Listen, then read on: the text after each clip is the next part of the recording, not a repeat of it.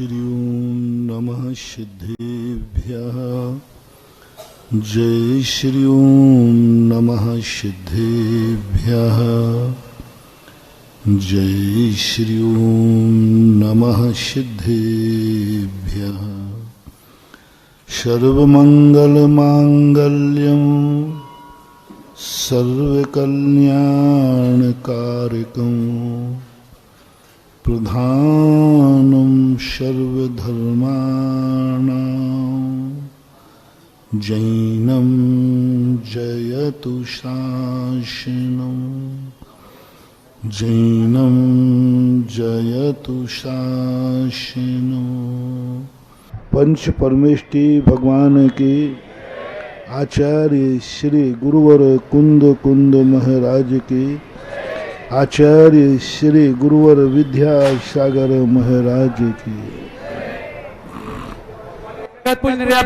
पुंगव श्री सुधासागर जी महाराज की, समस्त आचार्य संघ की।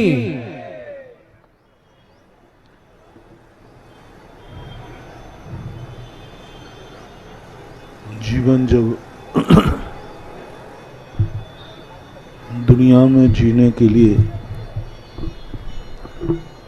तैयार होता है तो उसके लिए कोई भी रास्ता नहीं दिखता, और इतने रास्ते दुनिया में हो जाते हैं कि वह चयन नहीं कर पाता कि मुझे किस रास्ते पर जाना चाहिए।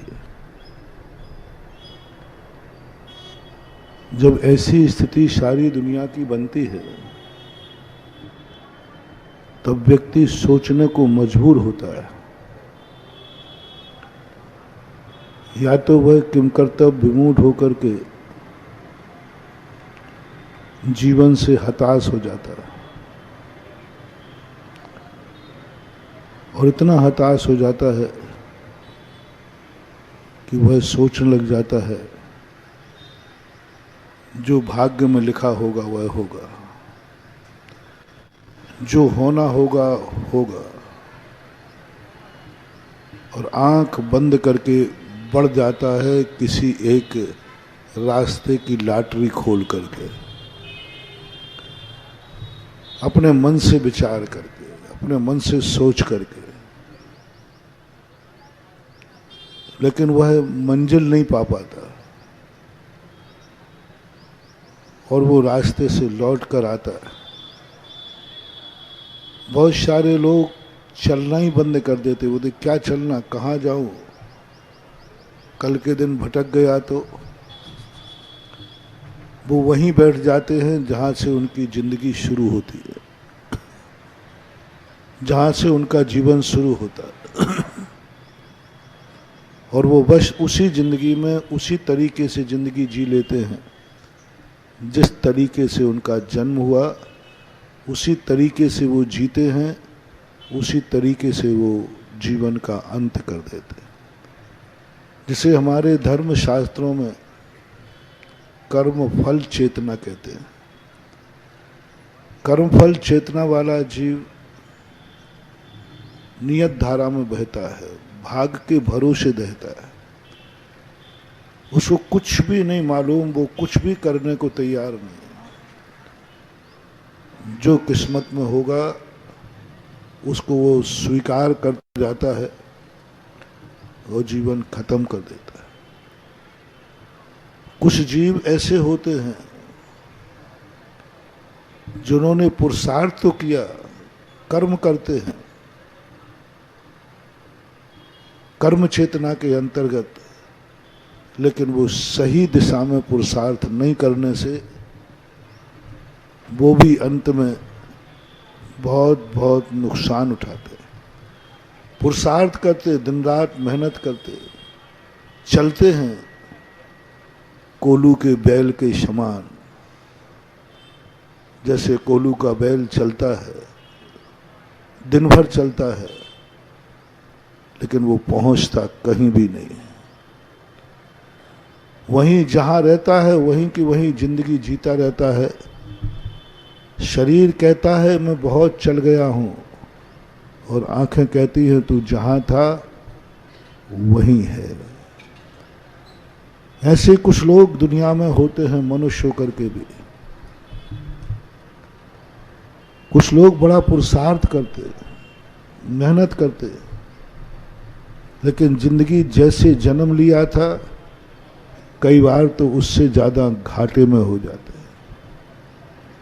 इतना घाटा हो जाता है कि जो जीवन मिला वो भी खो देते हैं, और इतना पुरुषार्थ करते हैं कि अंत में जिंदगी का कोई भी अर्थ नहीं रहता। और जो उन्होंने पुरुषार्थ किया है वह पुरुषार्थ वो स्वयं धिक्कारने लग जाते हैं। मैंने जिंदगी में सिर से पहाड़ फोड़ा है, मैंने जिंदगी में कुछ नहीं कर पाया। मन कहता है तुम तो दिन रात कमाते थे, तुम तो दिन रात करते थे, दिन रात तुमने सब कुछ किया, फिर कैसे कह रहे मैंने कुछ नहीं किया? बोले किया तो सब कुछ है लेकिन मिला कुछ भी नहीं। खोदा पहाड़ और निकली चूहिया। जितना तुम पुरुषार्थ कर रहे हो, आज संसारी प्राणी पुरुषार्थ कर रहा है, उसका अंत जो निकल चुके हैं तुम्हारे पूर्वज, तुम्हारे बड़े बड़े सेठ लोग, बड़े बड़े कमाई करने वाले, जबलपुर के अंदर एक से एक बड़े बड़े व्यापारी धुरंधर हो चुके हैं। जो कमाने में नंबर 1 थे, माटी को भी सोने के भाव में बेचते थे, 1 मीटर कपड़े को चारों तरफ से नाप करके 4 मीटर में बेचते थे। इतने कुशल थे, इतने कुशल थे, लेकिन सब कुछ कुशलता थी, ग्राहक पकड़ भी नहीं पाता था। उसके बावजूद भी जिंदगी में आज उनका नामो निशान नहीं है, कोई नाम लेने वाला नहीं है। यहाँ तक कि उनके बेटे से पूछो, पोतों से पूछो, तो वो कहते हैं मैंने सुना है कि मेरे दादाजी का ये नाम सुना है, सुना है। घर में कोई स्मृति शेष नहीं है, घर में कोई संस्कार शेष नहीं है, घर में कोई नाम जानने वाला नहीं। वो कहता सुना है कि मेरे दादाजी नगर के बहुत बड़े सेठ थे, सुना है मेरे दादाजी का ये नाम था, सुना है। अंदर आवाज से नहीं कह रहा हाँ मेरे यही दादाजी थे, ये नहीं बोल रहा है, सुना है कि मेरे दादाजी का ये नाम था। कोई अस्तित्व नहीं रह गया, सब कुछ जीवन का खत्म हो गया। वंश में भी तुम्हारा नाम नहीं रहा, वंश में भी तुम्हारी 7 पीढ़ी के पहले, मैं पूछता हूं आपके यहां 7वीं पीढ़ी के दादाजी का नाम क्या था? कला जी। उन्हें महाराज जी पहले से पता होता तो मैं किसी ओझा से पूछ के बैठता। 7वीं पीढ़ी में आपके दादाजी का नाम क्या था? 5 तक का मालूम? बोल भाई, कोई बोल। XYZ।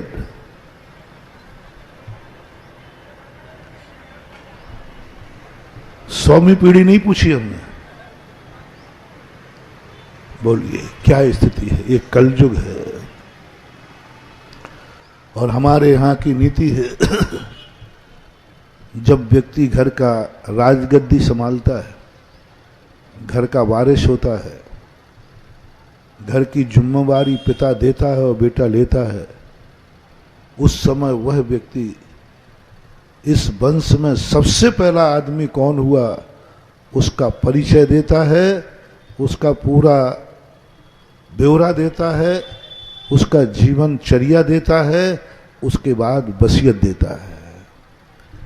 कहा जाता है कि देखो मैं तुम्हें इस घर की वसीयत सौंप रहा हूं, इस घर का सारा कारोबार सौंप रहा हूं। मालूम इस वंश की स्थापना किसने की थी? इस वंश की स्थापना किसने की थी यह तुम्हें मालूम है?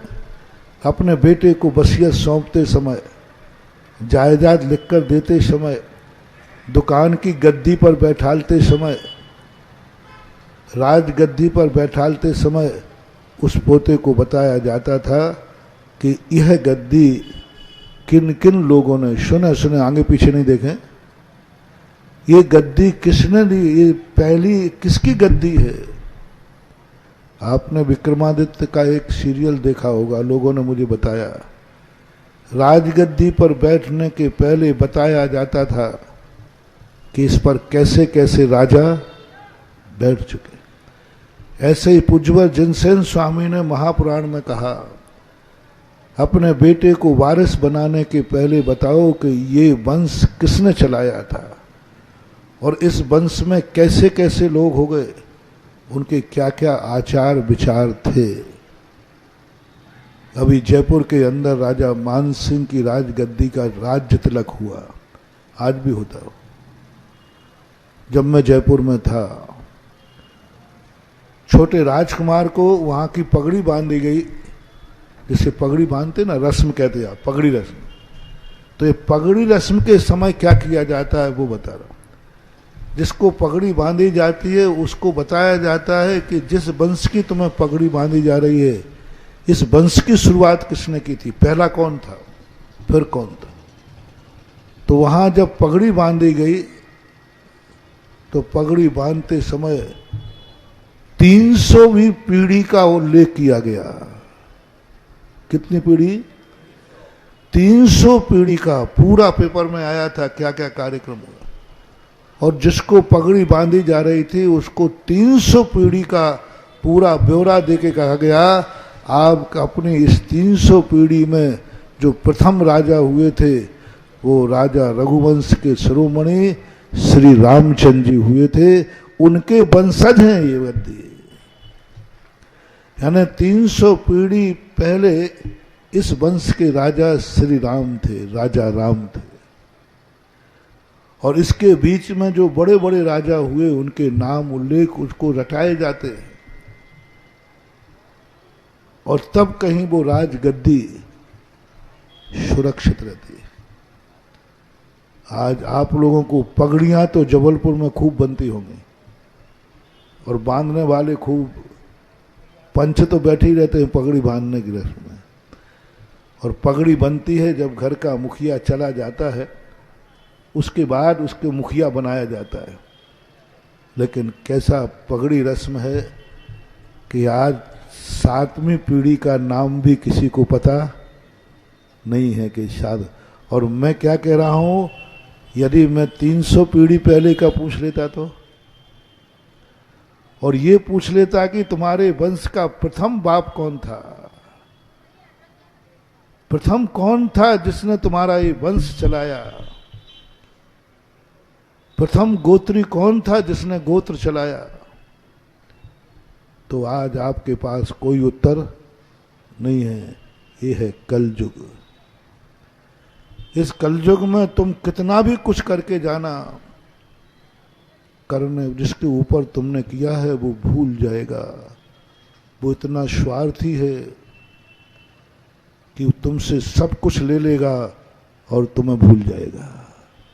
कलयुग की पहचान देखना, सब कुछ ले लेगा और लेने के बाद देने वाले को भूल जाएगा। ये कलयुग की पहचान है। और सतयुग में होता था, थोड़ा सा भी यदि किसी से मिलता है, हमारे शास्त्रों में नीति है, कृतोपकारम न विस्मरंती साधवा, किसी से थोड़ा भी मिलता है तो उसका नाम पीढ़ी दर पीढ़ी याद रखते हैं कि हमारे वंश पर इसने कभी उपकार किया था। बेटे को बताते, भैया ध्यान रखना उस वंश का हमने नमक खाया है।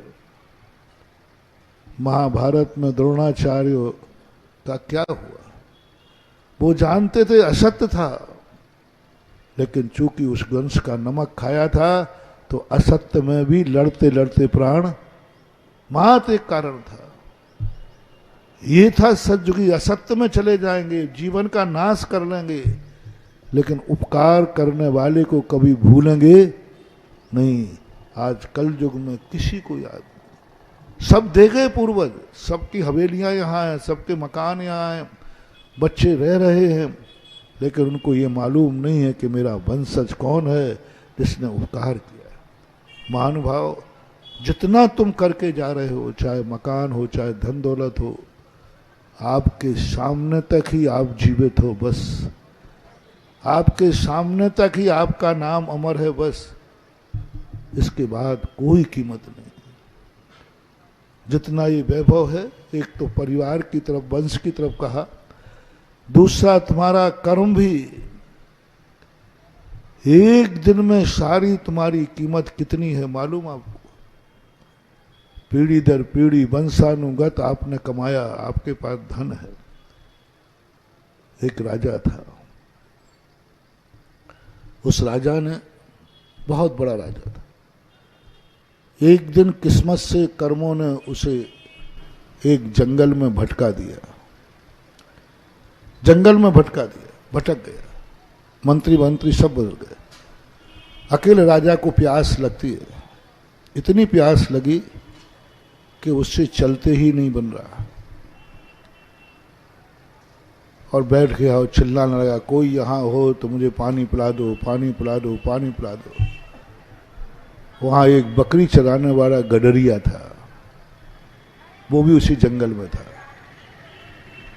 गडरिया तो सब इंतजाम करके चलता है, क्योंकि उसे मालूम है कि जंगल में कहीं पानी, लेकिन राजा तो, और उसमें जबलपुर का राजा और हो, तो अरे साहब पानी की बोतल हाथ में कैसे ले ले, राजा साहब हूं राजा साहब हूं, कैसे ले लूं बोतल, चला गया।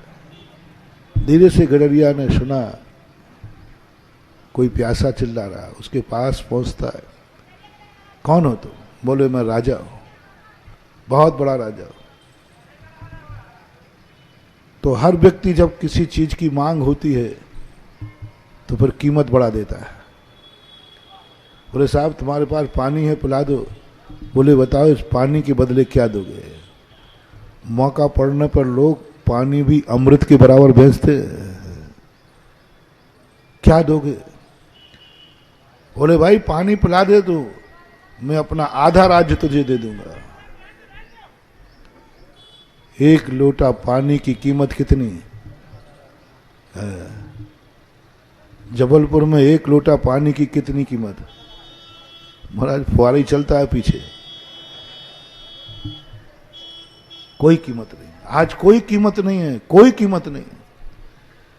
लेकिन कर्म यदि एक बार तुम्हारे पीछे पड़ जाए तो एक लोटा पानी की कीमत आधा राज्य।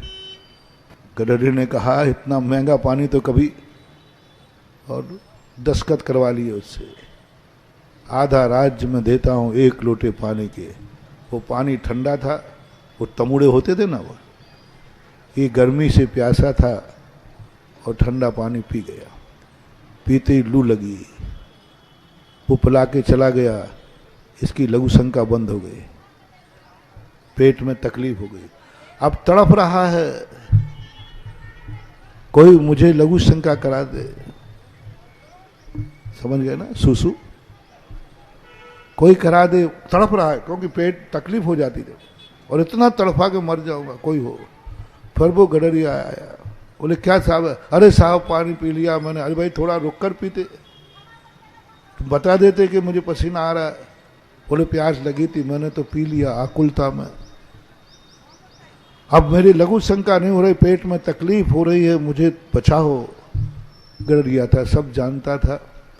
उसने कहा बदले में क्या दोगे? वो जो आधा राज्य है वो दे दूंगा, बचा ले तो। बोले इसी पे नीचे लिख दो। वो 2 पत्ते तोड़कर लाया, मालिश किया पेट पर, लघु शंका हो गई। अब राजा जाने लगा। बोले कहाँ जा रहा है? बोले घर। घर तो इस कागज में आ गया सब।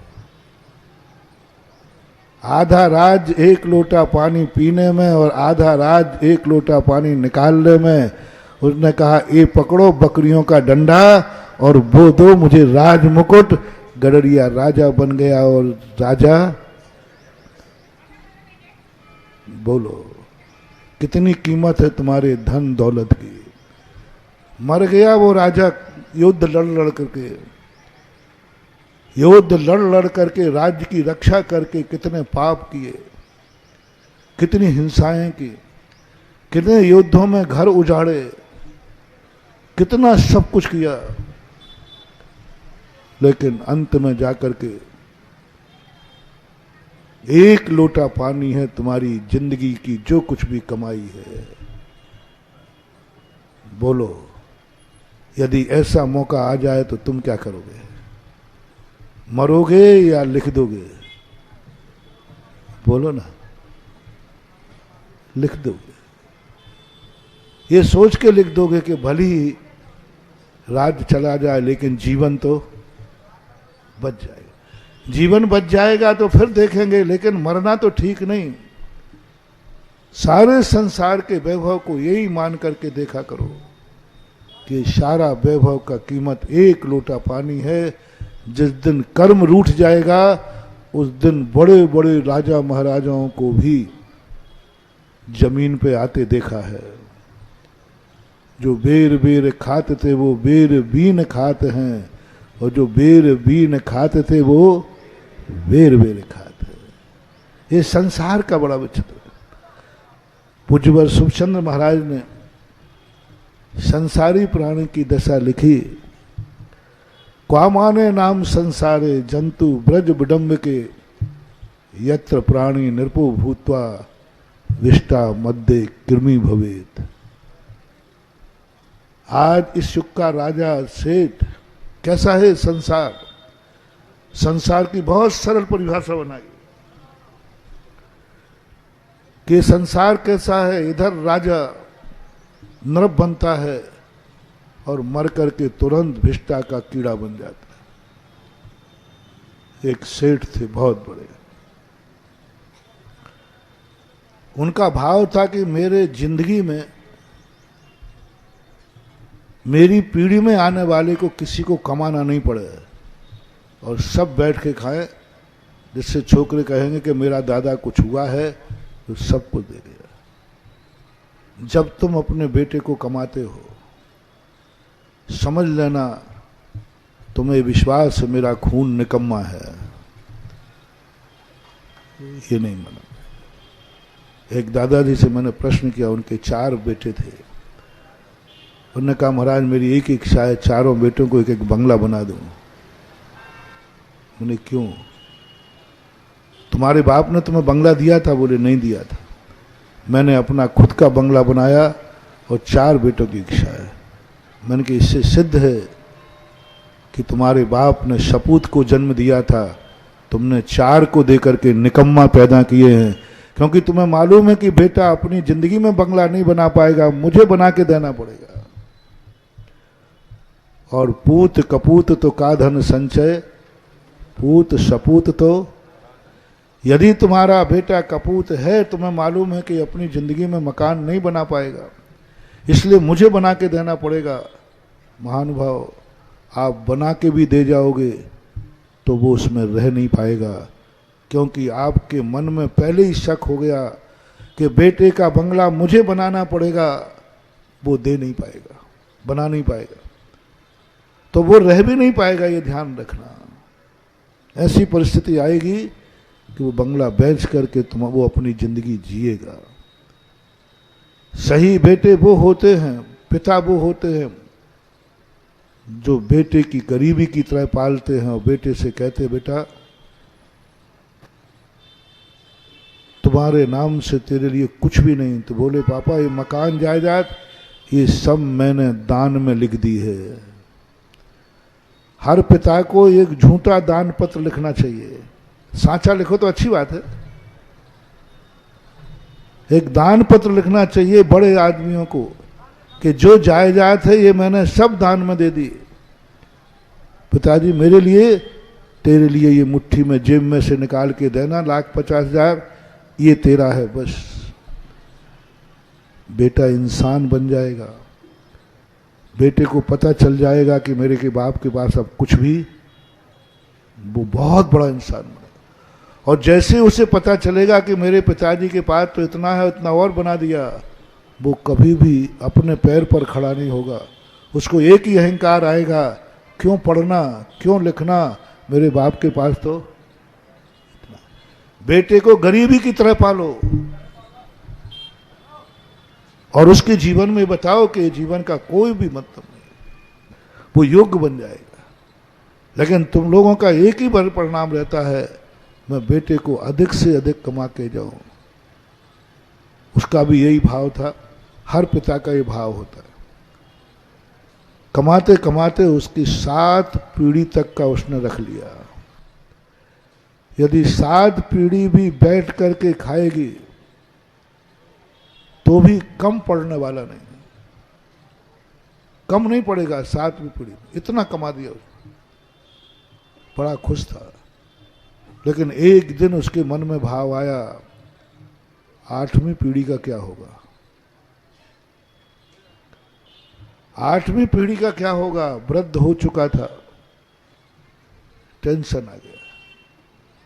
उसने कहा कोई बात नहीं, पुरुषार्थ अंतिम दम तक पुरुषार्थ करना चाहिए, अंतिम दम तक पुरुषार्थ करना चाहिए। 8वीं पीढ़ी का मैं इंतजाम करके रहूंगा। उसी समय मंदिर में मुनिराज आए थे।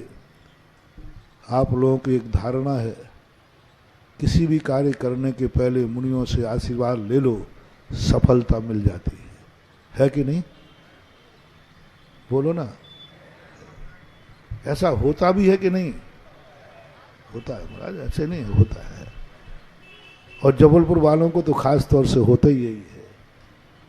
सब वे कहते हम तो गुरुओं के आशीर्वाद से महाराज खूब फल फूल रहे हैं, सब आपकी कृपा है। जब से आपका आशीर्वाद मिला है, पीछे मुड़ के, ये धारणा उस सेठ की भी थी, मुनि भक्त था। उसने कहा चलो महाराज आई हैं नगर में, तो महाराज से आशीर्वाद ले लेते, जिससे 8वीं पीढ़ी की सफलता हो। वो आ गया मंदिर में। महाराज कहते आज सेठ जी मंदिर में क्यों आ गए, कैसे आए? वो भी उस दिन जिस दिन पंचकल्याणक की बोली लगना हो। वो तो जिस दिन कोई बोली लगे तो वो तो कहाँ जाता था, आउट ऑफ सिटी। दानी दरवाजे पर आ जाए पानड़ी करने के लिए तो आप लोग अपना शटर बंद कर लेते हैं। दुकान पर बैठे हैं तो टेबल के नीचे छुप जाते हैं। घर में हैं तो बेटे से क्या कह देते हैं, कह देना पापा घर में नहीं है। जबलपुर का ऐसा रिकॉर्ड है। यदि कोई पानड़ी इकट्ठे करने आवे, जिस दिन बोली लगे उस दिन अपन को मंदिर जाना ही नहीं, क्योंकि बहुत सारे मंदिर है। और जिस दिन कोई आ भी जाए घर लेने तो नहीं, फिर भी कोयले के बीच में ही हीरा होता है। चौथे काल में क्या, पंचम काल में जब पंच पानड़ी को निकलते थे और किसी एक व्यक्ति का घर छोड़ देते थे तो रो पड़ता था और पंचों के पास जाकर के पैर पड़ता था कि भैया मैंने कौन सा पाप किया है जो मेरा दान स्वीकार नहीं कर रहे हो, कौन सा पाप किया मैंने? पंच कहते थे सोचूंगा, और वो गिड़गिड़ाता रहता था, मेरा दान स्वीकार करो। जिसका दान नहीं लेना, समझ लेना आगे आने वाले युग में उसको दरिद्र होने का निमंत्रण समाज ने दे दिया। वो समझता था मेरी पीढ़ी का विनाश निश्चित है, क्योंकि समाज ने मेरा दान लेना स्वीकार नहीं किया। जिसका दान लेना स्वीकार न करे समाज, समझ लेना उसके बहुत बुरे दिन आने वाले हैं। मुनिराज जिससे आहार देना बंद कर दे, मैं समझ लेना उसके खाने के लाले पड़ेंगे एक ना एक भाव में। मुनिराज ने आहार लेना बंद कर दिया, तड़प जाता था, इस व्यक्ति के हाथ का मैं आहार नहीं लूंगा, चौके से निकाल दिया। चौके लगाने का भाव किया, महाराज ने कहा नहीं, वो आहार देने का पात्र नहीं है, महानुभाव, बहुत बड़ा अभिशाप है। मुनिराज की अंजलि में तुम ऐसे पापी हो कि एक ग्रास रखने लायक नहीं रहे, समझ लेना अब भविष्य आपका एक एक दाने को मोहताज करेगा। इसलिए पहले के लोग तरसते थे, तड़पते थे। मैं एक ग्रास, आप लोगों को देख करके मैं बहुत आश्चर्य करता हूं। यदि भोजन ही किसी को कराना है तो दिन भर घर में तो कराते हो, किसी को पकड़ के ले जाओ भोजन कर लेगा।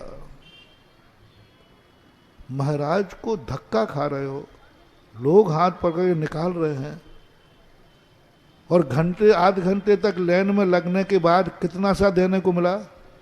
एक ग्रास। मैंने कि इतनी मेहनत क्यों कर रहे हो आप लोग, क्यों इतना परिश्रम कर रहे हो, क्यों भीड़ लगा रहे हो?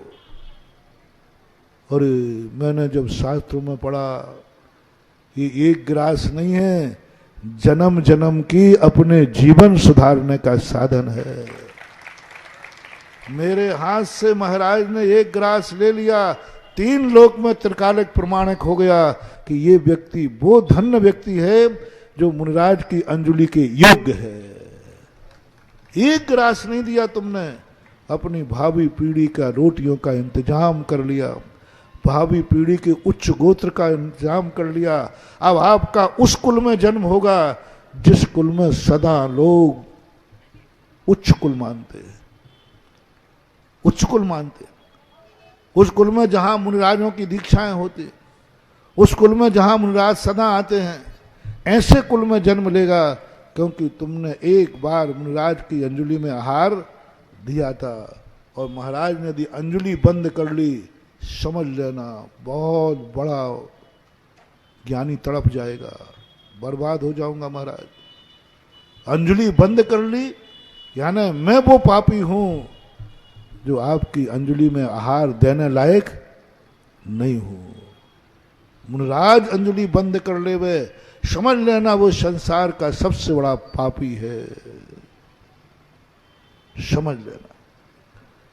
दान देने से पंचायत ने मना कर दिया, इसका दान नहीं लेना, इसकी दुकान को छोड़ देना, समझ लेना ये संसार का सबसे बड़ा पापी है और इसका भविष्य दरिद्रमय है, क्योंकि पंचायत ने इसका दान लेना क्या कर दिया?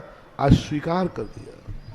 इसलिए वो पीछे जाते थे, मेरा दान क्यों नहीं लिया मेरा दरवाजा। और आज क्या हो रहा है? तो धीरे छुप जाएगा, निकल गया, बलाए तर गए। महानुभाव बहुत बड़ी चीज है। दान के समय हमेशा मस्तक उठा के जीना चाहिए, अवभाग्य मान के जीना चाहिए, विचार करना चाहिए। लेकिन होते हैं कई सेठ, तो महाराज ने सोचा कि शायद इसको मालूम नहीं है कि आज पंच कल्याणक की बोलियां, इसलिए सेठ जी आ गए। तो महाराज खुश हो गए कि आज सेठ जी आए तो अच्छी मोटी बोली जाएगी। मोटे रो सेठ छे, अब राजस्थानी बोल गया, मैं राजस्थान से आया हूं ना। मोटा सेठ है, मोटा यानी भारी सेठ। सेठ जी कैसे पधारना हुआ? अरे महाराज जी आपका एक आशीर्वाद की जरूरत है। तो महाराज ने सोचा शायद बोली मूली लेने वाला होगा। उसने कहा नहीं महाराज, वो तो अब देखेंगे बाद में, अभी पहले तो एक आशीर्वाद दे दो। क्या? मैंने 7 पीढ़ी का इंतजाम तो कर दिया, 8वीं पीढ़ी का इंतजाम करने का आशीर्वाद लेने आया हूं। महाराज ने कर्म ठोक दिए, आज भी ये लेने ही आया है, आज भी लेने ही आया है। एकदम महाराज ने जैसे देखा, सेठ जी इस उम्र में 8वीं पीढ़ी का, 7वीं पीढ़ी किसने देखी है? अरे बोले महाराज ये तो सब आपकी धार्मिक बातें हैं, 7वीं क्या, हमने तो 100वीं पीढ़ी भी देख ली है। सेठ जी किसने देखा है कि 7 पीढ़ी रहेंगी? ऐसे ऐसे केस हुए हैं यहां पर, ऐसे ऐसे केस हुए हैं यहां पर।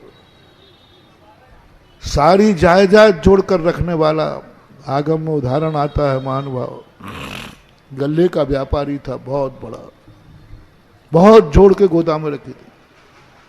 मर करके वो क्या हुआ, वो आर्त ध्यान के साथ मरा और मर करके वो बकरा हो गया। जैसे मर करके वो बकरा हुआ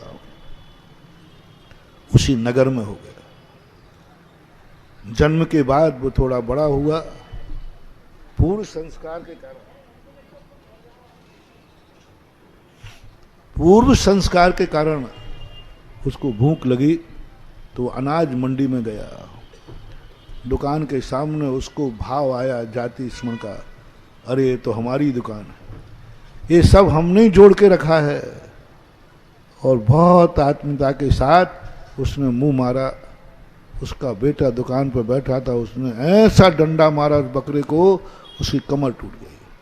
और क्या कह के मारा मालूम है, यहां खाने चलाया, ये मेरे बाप का जोड़ा हुआ संपत्ति है, ये मेरे बाप ने जोड़ा था, ये बकरा खा जाए बाप की संपत्ति को।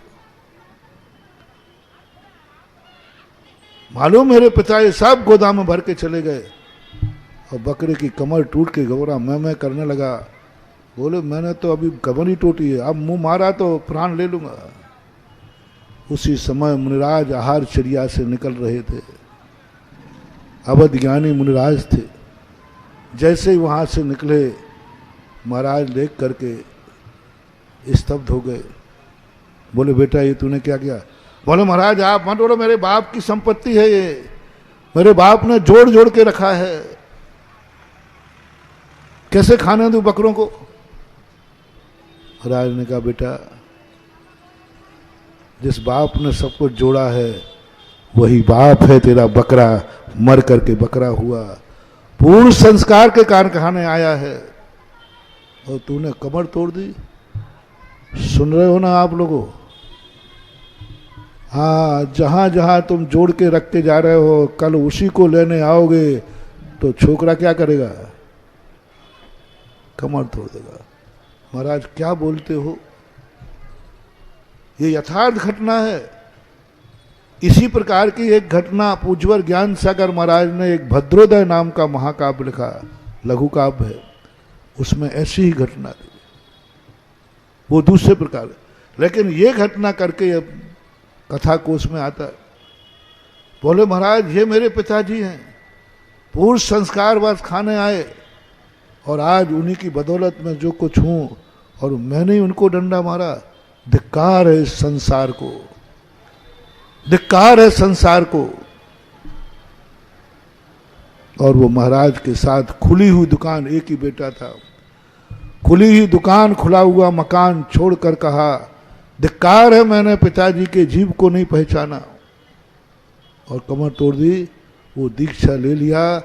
वो जो कुछ की उसके पिता ने जोड़ जोड़ के मर गया, वो खुली दुकान छोड़ के चला गया, सब लुट गया। यदि बैराग हो गया तो ये होगा। बहुत समझाया उनको।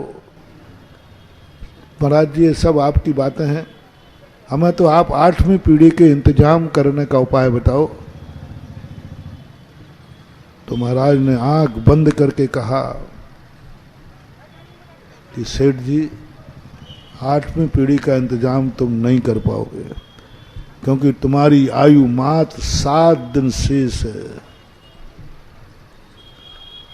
7 दिन शेष है। उस सेठ जी को कोई भी आश्चर्य नहीं हुआ। महाराज ने सोचा कि ऐसा कहने से इसको वैराग हो जाएगा, ये मोह तोड़ देगा। बोले महाराज जी कोई बात नहीं, मरना तो सबको ही है, आपको भी तो मरना ही है। मैं मर करके ये बताओ आप, तुम्हें आश्चर्य नहीं है तुम मरोगे 7वें दिन? बोले कोई बात नहीं, मरूंगा। आप तो बताओ मैं मर कर कहाँ जाऊंगा? फिर वहां से लौट करके मैं 8वीं पीढ़ी का इंतजाम करूंगा, ये बता दो क्या इस कुल में कहीं पैदा होऊंगा? महाराज ने कहा सेठ जी आप सुन नहीं पाओगे, आपने इतना लोभ करके आगम में शास्त्रों में आपको एक पीढ़ी का इंतजाम करने की बात कही। आप अपनी गोदी में अपने बच्चे को खिला सकते हो, पोते को खिलाते हो, आपका राग तीव्र हो गया, बेटे तक आपको छूट है। यदि पोते के प्रति आपका राग बढ़ रहा है, आपकी कसाई बढ़ रही है, आपका पतन हो रहा है, आपका भविष्य अंधकारमय है। एक पीढ़ी तक आपको सोचने की अनुमति है आगम में, अपने अपने बेटे के संबंध। बस इससे आगे आपका विचार बढ़ता है, आपकी कसाई अनंतानुबंधी हो जाती है। इसके आगे आपको सोचते हैं, विचार करते हैं, बहुत गलत है। सेठ जी, आपने ये सोच करके सुन नहीं पाओगे, आप क्या बनोगे? बोले आपको त्रियंश आयु का बंध हो गया है। अच्छा, त्रियंश बनूंगा? कोई बात नहीं महाराज। कहाँ का त्रियंश बनूंगा? कौन सा त्रियंश बनूंगा? महाराज कह रहे इसके तो चेहरे पर कोई, बोले अब बताऊंगा तो सुन नहीं पाएगा। बोले महाराज जी, मैं जबलपुर का हूं, 7 पीढ़ी का भार जब सहन करता हूं तो तुम्हारे 2 प्रवचन सहन नहीं कर पाऊंगा। आप बोलो क्या बनोगे? बोले तू भिष्टा का कीड़ा बनेगा। तूने आयु बंद कर लिया है, मेरे ज्ञान में झलक रहा है। महाराज ने आंख खोल के देखी, अब तो घबराएगा। अब भी क्या कहता है? कोई बात नहीं महाराज, उतार चढ़ाओ तो चलता रहे। भिष्टा का कीड़ा बनेगा। बोले महाराज जी, जब इतना सब कुछ जान गए तो ये और बता दो,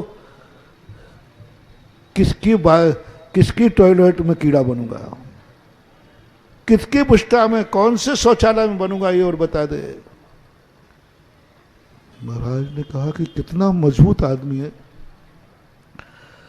बोले तू खुद के भिष्टा का कीड़ा बनेगा। जिस शौचालय में तू जाता है उसी में तू कीड़ा बनेगा। महाराज, रंग कलर कौन से कलर का होगा, कितना बड़ा होगा, वहां तो बहुत सारे कीड़े, हम तो रोज को देखते हैं। महाराज ने सब बता दिया। बोले सेठ जी, आप कीड़ा बनोगे? बोले महाराज आप घबराओ मत, आप साधु होकर घबराते। कोई बात नहीं, चिंता मत करो। ओहो, भिष्टा का कीड़ा कौन बनता है? भिष्टा किसको पसंद आता है? एक गुबरीला होता है, गुबरीला, वो मल को इकट्ठा करता है और पीछे के पैर से धक्का देता हुआ जाता है। तुम लोगों को नहीं मिलता, हम लोगों को मिलता है, क्योंकि हम लोग खुले में जाते ना। और वो कुछ भी नहीं खाता, इकट्ठा करता रहता है।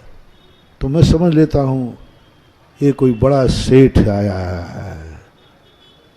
वो पैरों से मल को इकट्ठा करके गोल बनाता है और धक्काता है। अपने गुना से कई गुना वजन उसका होता है। मैं तुरंत उसको देखकर कहता हूं कोई नगर सेठ मर करके गुबरीला हुआ है।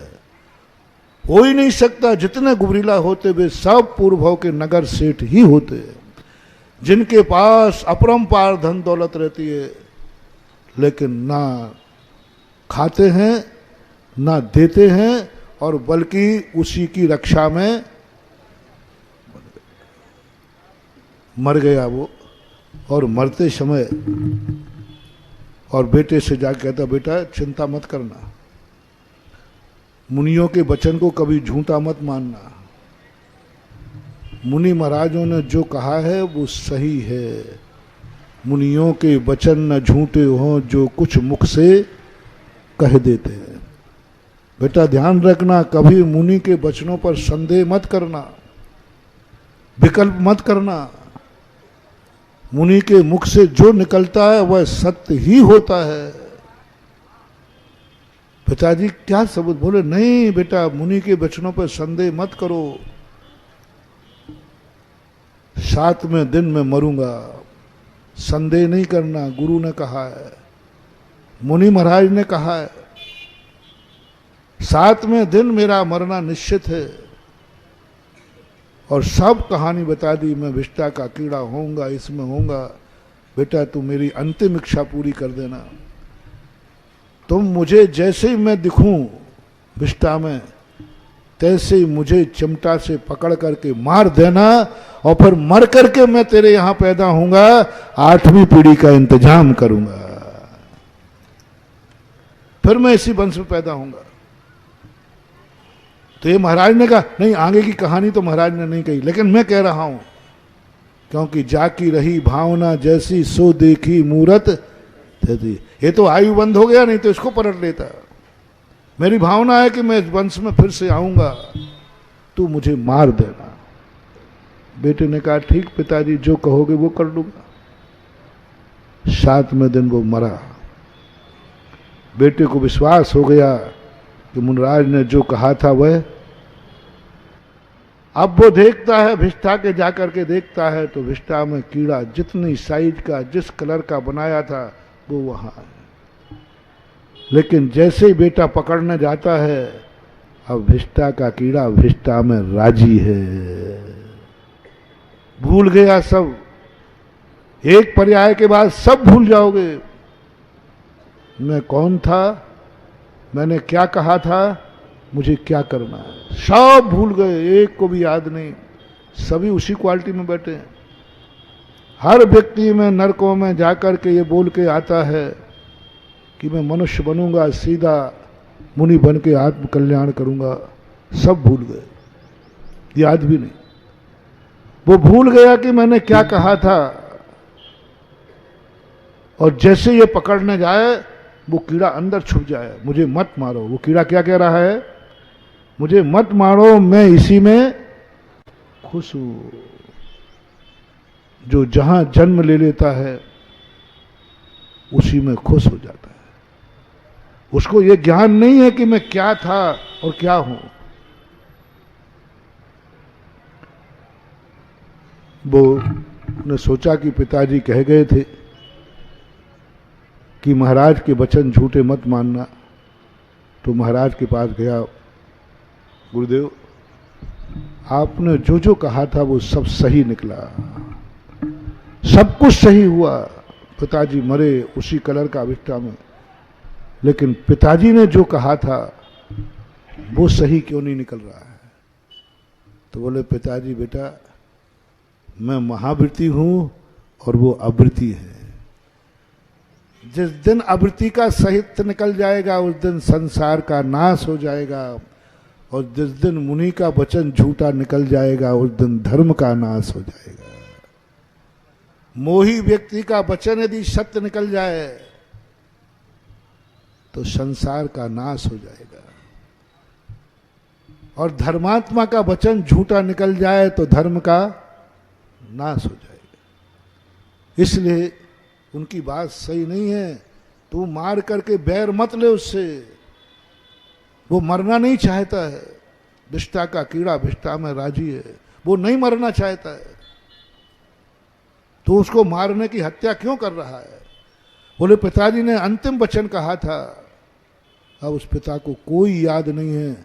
अब तू मारेगा तो बैर बंधेगा।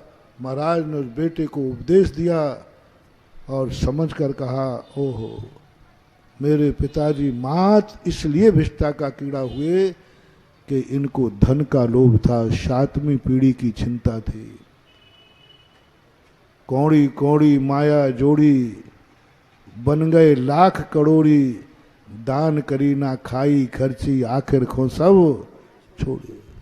क्या काम का ऐसा धन, क्या काम का ऐसा वैभव जो धन तुम्हें भिष्टा का कीड़ा बना दे? क्या काम का वो सोना जिसमें नाक कान सब खत्म हो। इसलिए कल शाम को जो प्रश्न आया था, धन बुरा हूं भला कहिए। धन बराबर बुरी चीज कोई नहीं है। धन बराबर बुरी चीज कोई नहीं है। मनुष्य से भिष्टा का कीड़ा बना देगा, और धन बराबर अच्छी चीज कोई नहीं है जो मनुष्य से देवता बना देगा। धन बराबर अच्छी चीज कोई नहीं है। आज तुम मनुष्य बने हो और 3 तारीख से 8 तारीख के बीच में देवराज इंद्र बनोगे। धन के बल भागना नहीं, बैठे रहना है। हाँ, यदि भिष्टा का, और यदि तुम्हें ऐसा भाव है कि नहीं, एक दिन में साक्षात जनेन्द्र देव का मेरू पर्वत पर अभिषेक करूं, साक्षात जनेन्द्र देव के बालक के दर्शन करूं, साक्षात जनेन्द्र देव का पंचकर्णक बनाऊं, मेरे जीवन में और मुझे धन के बदले मिलता है, ये धन हाथ का मैल है। आप ही लोग बोलते ना धन क्या है? हाथ के मैल में तू स्वधर्मंद बन रहा है, इससे सस्ता और क्या होगा रे। हाथ के मैल से धन के बदले तुम्हें वो पद मिल रहा है जिसमें एक दिन साक्षात तीर्थंकर के पंच कल्याणक मनाओगे, विधेय क्षेत्र के तीर्थंकरों का। एक तो ये विचार कर लेना, और विष्टा का कीड़ा बनना हो तो विचार, और ये विचार कर लेना कि जिन छोकरों को मैं जोड़ जोड़ के जा रहा हूं, कल यदि बकरा बन के कभी खाया तो कमर टूटना है। अभी कमाते कमाते टोड़ी है, अभी कमाते कमाते टोड़ी, और फिर थोड़ा खाने बैठोगे तो वो बकरा याद जरूर रखना महानुभाव, कंजूस खोपड़ियों। हाँ, और थोड़ा पीठ पे हाथ फेरते जाना, कहाँ पड़ेगा डंडा। जब तुम उसको भोगने जाओगे, जब उसको ग्रहण करने जाओगे, अपना मान के ग्रहण करोगे, तब ये स्थिति बन जाती है। और पहले जो हमने कहा था, स्वरूप को समझो, स्वरूप को समझो।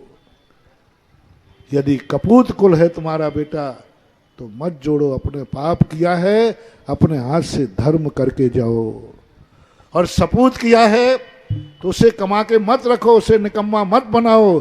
जितना तुम जोड़ के जाओगे उससे कई गुना वो कमा लेगा, क्योंकि तुम्हारा बेटा है। तुम शेर थे तो बेटा सवा शेर मानो। जिन जिन को ये भाव हो कि मैं तो शेर हूं, मेरा बेटा सवा शेर है, मैंने जो नहीं कमाया जिंदगी में वो कमाएगा, ऐसा जिसको अपने खून पर भरोसा हो, वो अपने पाप की कमाई को अपने धर्म में लगा जाए। बेटे को तुम्हारी कोई जरूरत नहीं। और जो जो असली बेटे हैं सवा शेर, पिताजी से कहना, पापा जी आज बोली ले लो, मैं तुम्हारी संपत्ति का त्याग करता हूं। यदि तुमने दान नहीं दिया तो तुम्हारे 13वें पे दान दे दूंगा, लेकिन मैं तुम्हारी संपत्ति को ग्रहण नहीं करूंगा। मैं तुम्हारे मकान में नहीं रहूंगा, क्योंकि मैं आपका खून हूं, और आपका खून हूं तो जितना आपने कमाया है उससे सवाया मैं कमाऊंगा। इसलिए पापा क्यों बेफालतू गड़बड़ कर रहे हो? आप जो कुछ भी कमाया है आज दांव पर लगाओ। आपने आरंभ परिग्रह सब कुछ किया है, आज उसी धन से धर्म कमा लो। आप मेरी चिंता मत करो, मैं आपका बेटा हूं, आपसे भी कई गुना आगे निकलूंगा, ये मेरा वायदा है। तो हर बेटा अपने पिता को कहे, आप अपनी कमाई से धर्म खाओ, मेरे लिए आप पाप करोगे, मेरे लिए भिष्टा का कीड़ा बनोगे, मेरे लिए कमाओगे और भिष्टा का कीड़ा बनोगे। हो बेटो, अपने पापाओं को भिष्टा का कीड़ा मत बनने देना, मत बनने देना। अपने पिताओं से कहो कि पिताजी आप मेरे पूजनीय पिता हैं, और आज मेरे राग के कारण मेरे लिए कमा के छोड़ के जा रहे हो, और मेरे कारण भिष्टा के कीड़ा बनोगे। पापा ये नहीं होने दूंगा। आज आपने जो जितनी कमाई की है, मेरी कमाई नहीं लो तो मत लो, लेकिन आप अपनी कमाई को धर्म में लगा के जाओ, जिससे आप साक्षात जैन से जनेन्द्र बनो। आज भी पूज्य हो और अगले भाव में भी पूज्यता में वृद्धि करो, ग्रहण नहीं करो। ये बेटों को अपने माँ बाप को कहना है, ना कि ये नहीं कहना है बाप तुम बोली लेना तो मुझे पैदा क्यों किया। हाँ, ऐसे छोकरे भी है, मत कहना रेदा, नहीं तो तुम उस संपत्ति को भोग नहीं पाओगे। जो बेटा अपने बाप को धर्म करने से रोकता है, उसकी जिंदगी में ऐसा आ जाता है, वो पाप की वसीयत तो भोग ही नहीं पाएगा, बाप की स्वयं की भी कमाई को भोगने लायक नहीं रहता है, क्योंकि उसने पिता को रोका कि मेरे लिए क्या छोड़ रहे हो, सब बोली में दे दोगे। तो ऐसा भाव कभी भूल करके नहीं करना। समय आपका हो नहीं रहा है, ओवर हो गया, लेकिन अब आपकी बारी है। इतना बोलने का अर्थ है अब टाइम नहीं लगना चाहिए, क्योंकि मुझे विश्वास है जितने लोग यहाँ बैठे हैं, मेरे सामने मेरी तमन्ना है ये विष्टा का कीड़ा नहीं बनेंगे। लेकिन ये निर्णय बाद में करूंगा, अभी नहीं। और एक लोटे में तुम्हारा सारी संपत्ति नहीं बिकेगी, ऐसी तुम्हारे ऊपर कर्म पर विपत्ति नहीं आएगी। ऐसे भाव करने के लिए आप शुरू करें। महावीर।